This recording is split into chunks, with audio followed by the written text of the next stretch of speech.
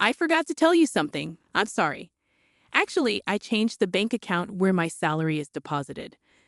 On payday, I was filled with anxiety because no money was deposited from my husband's workplace. Then, unexpectedly, my husband has unilaterally changed the deposit account. To begin with, my husband's salary is small, and I am supporting us financially in most aspects. If my husband's salary is gone, I knew it would be a disaster. Despite this, my anger grew at my husband for forgetting to report such important news. I decided to enter marital life right there based on the reason that he had changed the deposit account without telling me. My name is Catherine, a 31-year-old working housewife. I live in an apartment with my husband, Patrick, who is 5 years older than me. We started dating after meeting at a matchmaking party. At that time, I thought Patrick looked very mature and that if I married him, he would protect me. I wasn't right for thinking that, but I think Patrick, who hid the fact that he had debts and married me, was worse. Patrick is the type who can't suppress his desires. If he saw a watch he likes while on a date, he'd buy it, even if it's $1,500. He hardly ever has cash because of monthly credit card payments. But he always said, "I'm a man who rides the wave of the time, so I haven't made cash payments since 10 years ago." So it means that he's been living a life chased by credit card payments for the past 10 years. I want to scold my past self for thinking that he was a mature man when I saw him using the credit card. Since we started our married life, Patrick and I decided to put our salaries into one account. I thought about making it an allowance system, but Patrick only wanted to pay with his credit card, so I decided to give him an allowance of $200 per month. However, when I looked at the actual flow of money, I realized that we couldn't afford to use $200. It's because $700 is withdrawn every month from Patrick's card payments. Apparently, he's doing a monthly fixed payment. Patrick's take-home pay is $1,000, and minus $2,000 was a payment of $700. Life becomes a little harsh considering the future. I was too scared to spend money freely.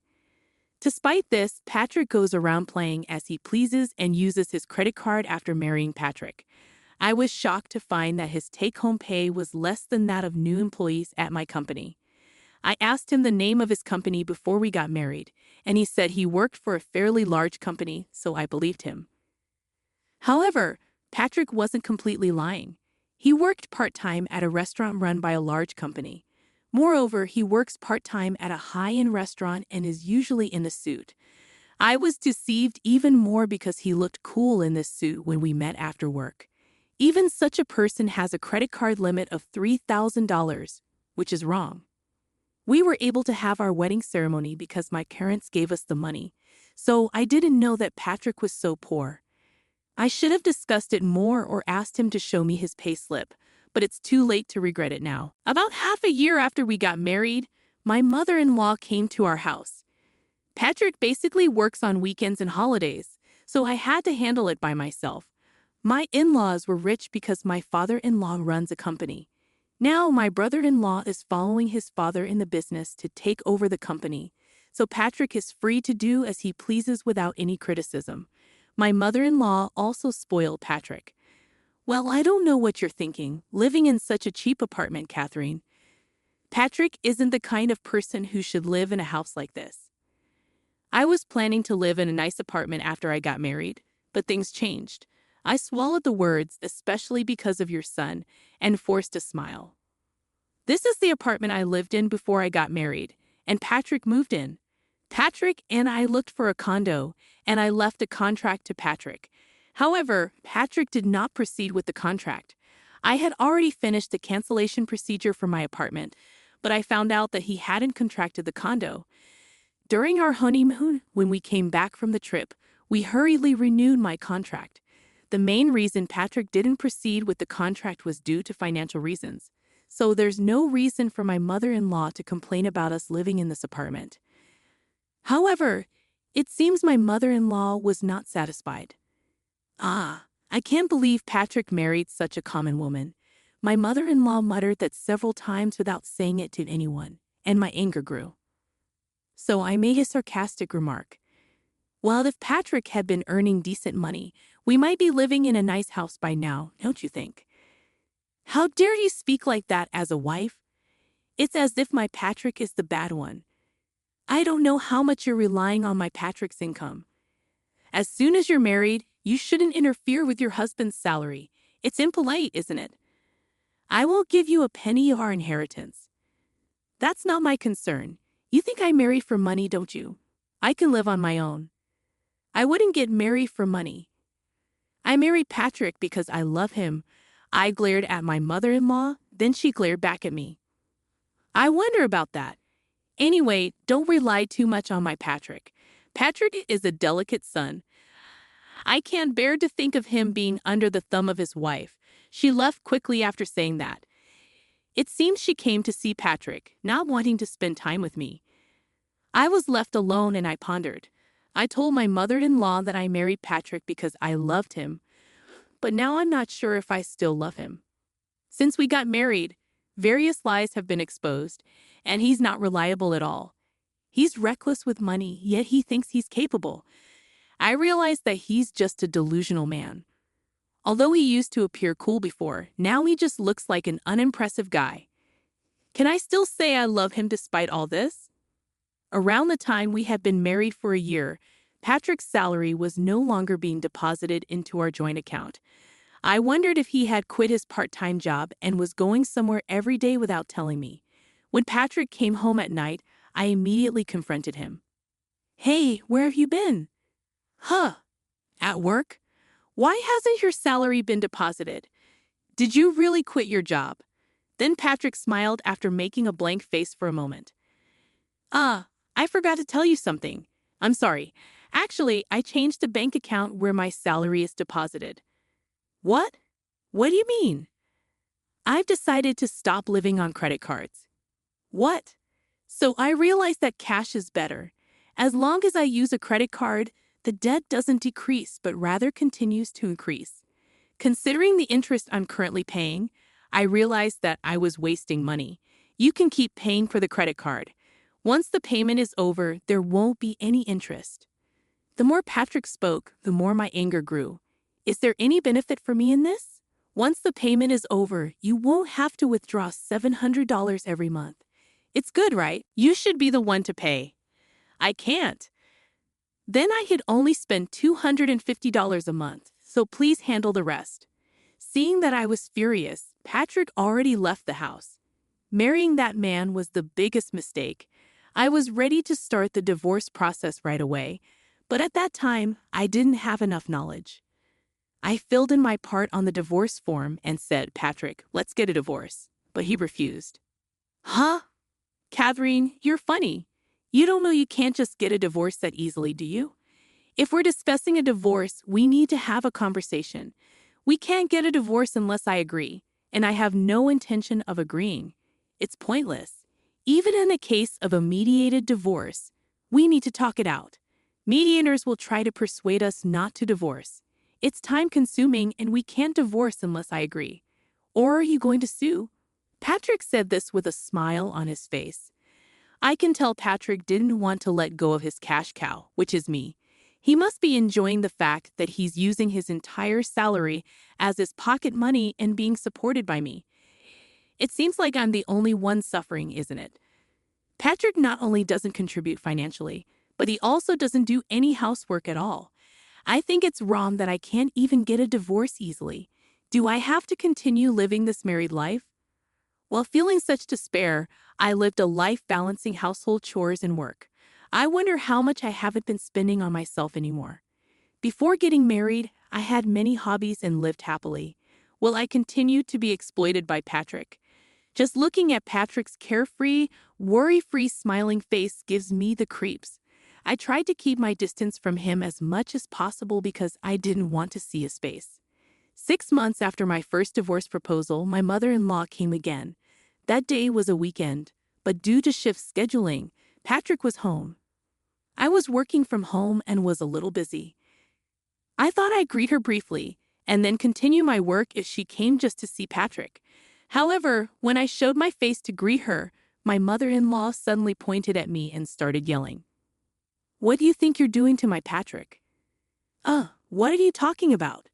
You're treating him coldly because his earnings are low, aren't you? My son earns $2,500 a month, yet you only about $1,500. Why are you blaming Patrick?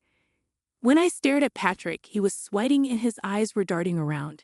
It seems he told various lies when he was grumbling to his mother, just like he lied to me before we got married.